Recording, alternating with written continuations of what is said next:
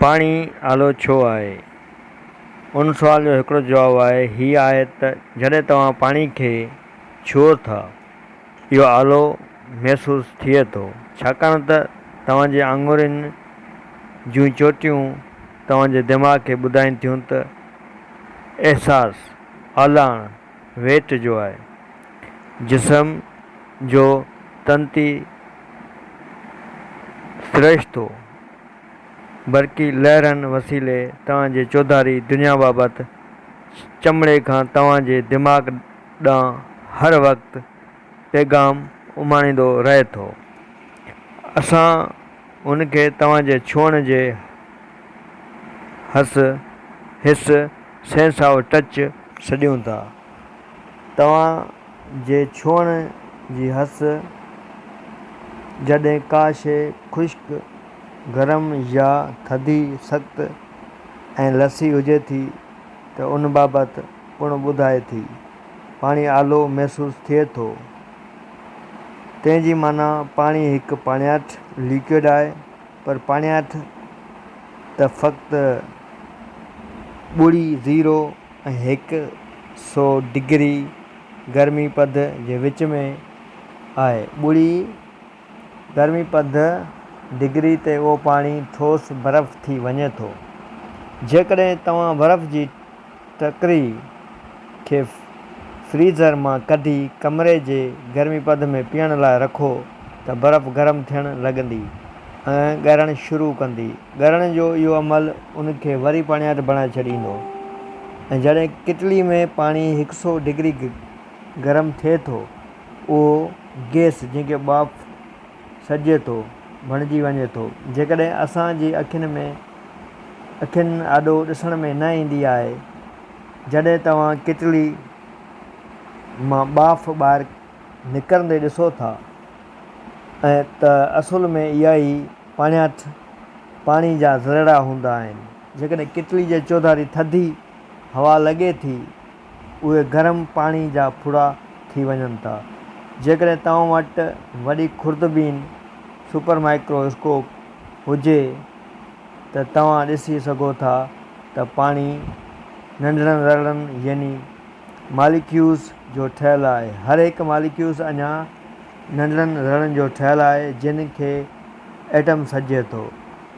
उन्हनि खे तव्हां लीगो रांदि जे सिरनि वांगुरु तस्वर करे सघो था, जेके मालिक्यूल्स खे ठाहे तव्हांजे चौधारी मौजूदु शयुनि, केमिकल्स ऐं तव्हांजे जिस्म में मौजूदु शयुनि खे बि ठाहिनि था।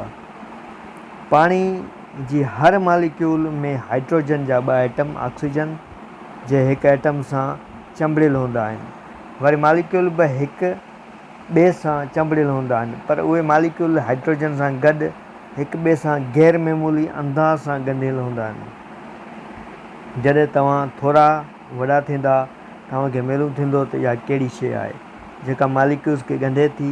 हिन वक़्तु तव्हांखे इहो ॼाणण जी ज़रूरत आहे त उहे हाइड्रोजन बॉन्ड्स ॿियनि नंढी साइज़ जे मालिक्यूलनि जिन वटि उहे नाहे हूंदा खे वधीक सख़्ती सां पाणी जे मालिक्यूलनि सां ॻंढे रखनि था। ईअं पाणी मुख़्तलिफ़ अजीब ग़रीब सूरतूं वठे थो। उन मां कुझु सूरतूं हिते ॾियूं था। पाणियाठि पाणी जे मथाचिरे ते हिकु सन्हड़ी चमड़ी हूंदी आहे। तव्हां इहा ॾिसी नथा सघो, पर इहा एॾी मज़बूत हुजे थी जो जीत उन ते हली सघनि था। इहा चमड़ी आहे जो पाणी असांजे हथनि में ऐं कपिड़नि खे चंबड़ी वञे थो ऐं आलाण महसूसु थिए थी। कुझु ॿिया पाणियाठि जहिड़ोकि पारो कमरे जी गर्मी पद में आलाण महसूसु नथा कराइनि, छाकाणि त उन्हनि में इहा चंबड़ण वारी ख़ासियत न आहे। जेकॾहिं तव्हां पाणियाठि पारे खे पंहिंजे हथनि सां हारींदा त उहो मार्बल वांगुरु तिरकी वेंदो।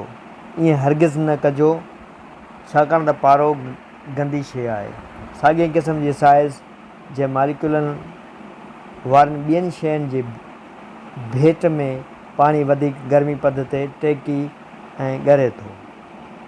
अक्सर शयूं सुकड़जी वेंदियूं आहिनि जॾहिं उन्हनि खे थधो कजे, पर पाणी खे थधो कंदो त उहो पखिड़िजी वेंदो। इहो निकिरे थो जो ख़ासि हाइड्रोजन बॉन्ड्स उन जे मालिक्यूल्स खे बहितर परे करे छॾनि था, तंहिं करे बर्फ़ पाणी खां वधीक जाइ गुज़ारे थो। इहो ई सबबु आहे जो बर्फ़ जा टुकड़ा तरंदा आहिनि।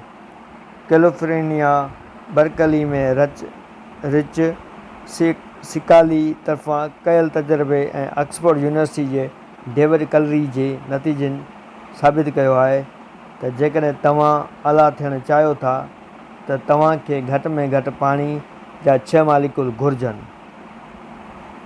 जेके थोरा हूंदा त मालिक्यूल्स गॾिजी हिकु थुल्हो मालिक्यूल ठाहे वठंदा।